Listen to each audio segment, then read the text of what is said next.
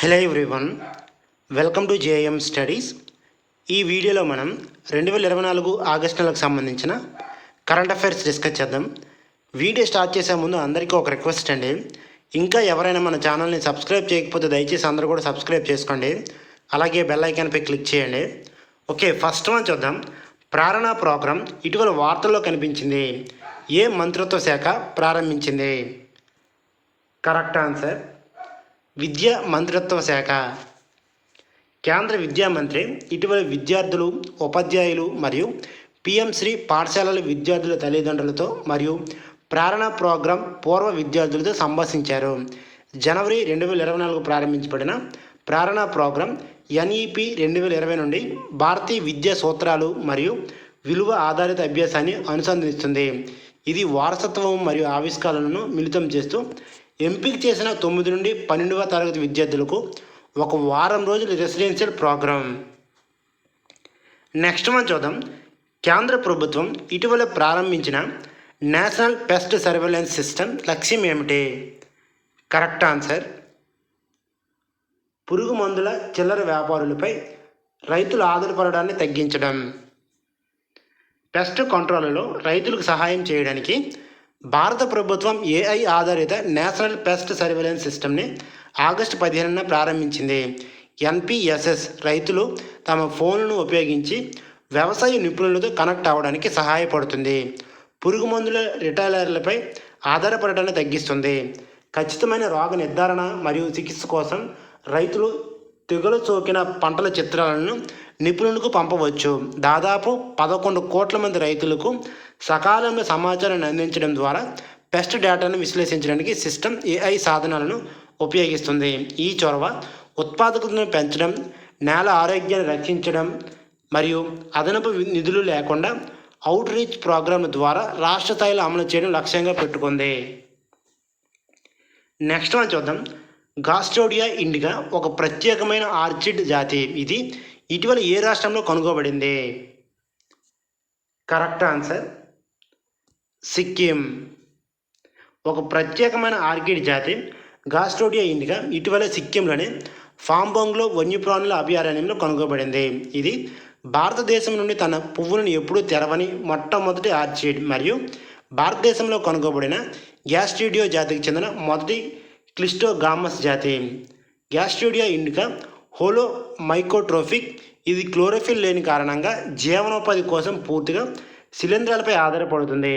1950 to 2100 మీటర్ల ఎత్తులో కనుగొనబడింది. ఇది మాగ్నోలియా మరియు ఎసేర్ వంటి నిర్దిష్ట చెట్ల దగ్గర దట్టమైన కులిన ఆకులు చెత్తలో వర్ధిల్లుతుంది. ఈ ఆవిష్కరణ భారతదేశంలోని మొత్తం గ్యాస్ట్రిడియా జాతుల సంఖ్యను 10కి తీసుకువచ్చింది. అయితే పరిమిత జనాభా మరియు నిర్దిష్ట నివాస ఆవాసాల కారణంగా ఈ జాతులు బెదిరింపులను ఎదుర్కొంటున్నాయి. నెక్స్ట్ వన్ చూద్దాం. ఇండో పసిఫిక్లో AIM-174B అనే అత్యంత సుదీర్ఘ శ్రేణి గగనతల క్షిపణిని ఏ దేశం ఇటీవలే ప్రవేశపెట్టింది? కరెక్ట్ ఆన్సర్ యుఎస్ నావికాదళం యొక్క కొత్త AIM-174B క్షిపణి చైనా యొక్క వైమానిక ఆధిపత్యాన్ని ఎదుర్కోవడమే లక్ష్యంగా పెట్టుకుంది. ఇది SM-6 క్షిపణి యొక్క ఎయిర్ లాంచ్ వెర్షన్ మరియు జూలై 2024 రేతియన్ ద్వారా ప్రవేశపెట్టబడింది. ఈ సుదీర్ఘ శ్రేణి గాలి నుండి గగనతలానికి ప్రయోగించే ఈ క్షిపణి చైనా యొక్క PL-15 పరిధిని మించి 400 మీటర్ల దూరంలో లక్ష్యాన్ని ఛేదించగలదు. ఇండో పసిఫిక్లో మోహరించారు. ఇది పెరుగుతున్న ప్రాంతీయ ఉద్రిక్తల మధ్య యుఎస్ పవర్ ప్రొజెక్షన్కు మద్దతు ఇస్తుంది.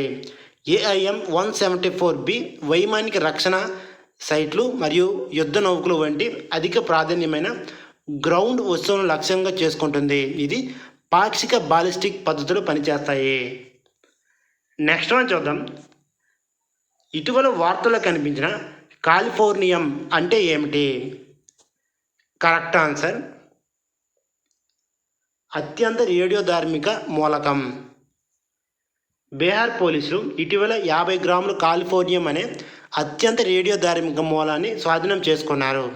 కాలిఫోర్నియం అనేది పరమాణు సంఖ్య 98 కలిగిన సింథటిక్ వెండి తెలుపు లోహం. ఇది 1950లో బర్కిలీలోని కాలిఫోర్నియా విశ్వవిద్యాలయంలో మొదటిసారిగా సంశ్లేషణ చేయబడింది.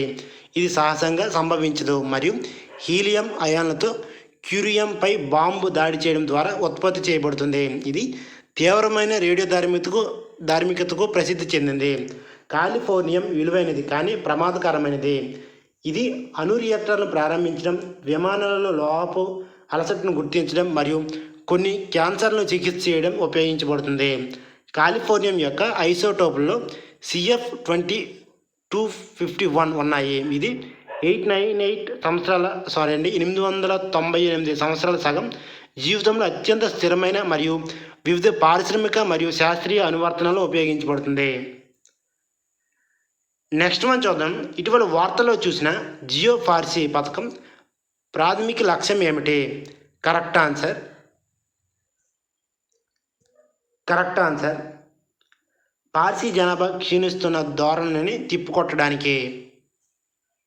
మైనారిటీ వ్యవహారాల మంత్రిత్వ శాఖ 2013-14లో ప్రారంభించిన జియో ఫార్సీ పథకం భారతదేశంలో క్షీణిస్తున్న పార్సీ జనాభాను తిప్పుకోవడం లక్ష్యంగా పెట్టుకుంది. ఇది మూడు భాగాలను కలిగి ఉంటుంది: వైద్య సహాయం, సమాజ ఆరోగ్యము మరియు న్యాయవాదం. ఈ పథకం పార్సీ దంపతులకు వైద్య చికిత్సలు, పిల్లల రక్షణ మరియు వృద్ధుల మద్దతు కోసం ఆర్థిక సహాయం అందిస్తుంది. అదనంగా పార్సీ కమ్యూనిటీలో అవగాహన పెంచడానికి అవుట్రీచ్ కార్యక్రమాలు నిర్వహించబడతాయి. జియో ఫార్సీ స్కీమ్ పోర్టల్ను ఇటీవల ప్రారంభించడం భారతదేశంలో పార్సీ జనాభాను స్థిరీకరించడానికి ఈ నిర్మాణాత్మక జోక్యాలను అమలు చేయడంలో కొత్త దశను సూచిస్తుంది. నెక్స్ట్ వన్ చూద్దాం. సెంట్రల్ వాటర్ కమిషన్ అభివృద్ధి చేసిన ఫ్లడ్ వాచ్ ఇండియా 2.0 యాప్ను ఇటీవల ఏ మంత్రిత్వ శాఖ విడుదల చేసింది? కరెక్ట్ ఆన్సర్ జలశక్తి మంత్రిత్వ శాఖ. సెంట్రల్ వాటర్ కమిషన్ ద్వారా Flood Watch India mobile app version 2.0ని కేంద్ర జలశక్తి మంత్రి ప్రారంభించారు. యాప్ రీడబుల్ మరియు ఆడియో ఫార్మాట్లతో ప్రజలకు ఇంగ్లీష్ మరియు హిందీలో నిజ సమయ వరద సమాచారం మరియు 7 రోజుల సూచనలను అందిస్తుంది. వినియోగదారులు నిజ సమయ నదీ ప్రవాహ డేటాను ఉపయోగించి దేశవ్యాప్తంగా వరద పరిస్థితులను పర్యవేక్షించగలరు మరియు సమీపంలోని స్టేషన్లో వరద సూచనలు పొందవచ్చు. యాప్లో ఉపగ్రహ డేటా విశ్లేషణ మరియు గణిత మోడలింగ్ వంటి అధునాతన సాంకేతికాలు ఉన్నాయి. వెర్షన్ 2.0 మరో 392 వరద పర్యవేక్షణ స్టేషన్లు జోడిస్తుంది. మొత్తం 592 మరియు దిగువ వరద పరిస్థితులను బాగా అంచనా వేయడానికి 150 ప్రధాన రిజర్వాయర్ల కోసం నిల్వ సమాచారాన్ని అందిస్తుంది. నెక్స్ట్ మనం చూద్దాం. దక్షిణ కొరియాలోని ఐక్యరాజ్య సమితి కమాండ్లో 18వ సభ్య దేశంగా ఏ దేశం చేరింది? Correct answer Germany. దక్షిణ కొరియాలోని యుఎస్ నేతృత్వంలో ఐక్యరాజ్య సమితి కమాండ్లో జర్మనీ ఇటీవల చేరిక కమాండ్ యొక్క సభ్య దేశాల యొక్క గణనీయమైన విస్తరణను సూచిస్తుంది. ఇప్పుడు మొత్తం 18 దేశాలు ఉన్నాయి. ఈ చర్య ప్రపంచ భద్రతకు బెర్లిన్ యొక్క నిబద్ధతను నొక్కి చెబుతుంది. యూరోపియన్ స్థిరత్వాన్ని విస్తృత ఇండో పసిఫిక్ ప్రాంతాన్ని అనుసంధిస్తుంది. ఉత్తర మరియు దక్షిణ కొరియాల మధ్య భారీగా పటిష్టమైన సరిహద్దును పర్యవేక్షిస్తున్న యుఎన్సిలో జర్మనీ ప్రవేశం ఇండో పసిఫిక్ ప్రాంతం యొక్క భద్రతతో యూరోపియన్ భద్రత ముడిపడి ఉందని బెర్లిన్ అభిప్రాయాన్ని హైలైట్ చేస్తుంది. జర్మనీ రక్షణ మంత్రి బోరిస్ పిస్టోరియస్ ప్రపంచ సంక్షోభాల నేపథ్యంలో ఐక్యత యొక్క ప్రాముఖ్యతను నొక్కి చెప్పారు. అంతర్జాతీయ క్రమాన్ని సవాలు చేసే వారిపై శాంతి మరియు స్థిరత్వాన్ని కొనసాగించాల్సిన అవసరాన్ని నొక్కి చెప్పారు. నెక్స్ట్ మనం చూద్దాం. ఏ దేశము 3వ వాయిస్ ఆఫ్ గ్లోబల్ సౌత్ సమ్మిట్ను నిర్వహించనుంది? కరెక్ట్ ఆన్సర్ భారతదేశం. 2024 ఆగస్టు 17న 3వ వాయిస్ ఆఫ్ గ్లోబల్ సౌత్ సమ్మిట్కు భారత్ ఆతిథ్యం ఇవ్వనుంది. సబ్కా సాత్, సబ్కా వికాస్, సబ్కా విశ్వాస్ ఔర్ సబ్కా ప్రయాస్ అనే ప్రధానమంత్రి శ్రీ నరేంద్ర మోదీ దార్శనికతకు కొనసాగింపుగా ఈ ప్రత్యేక కార్యక్రమం ప్రారంభమైంది.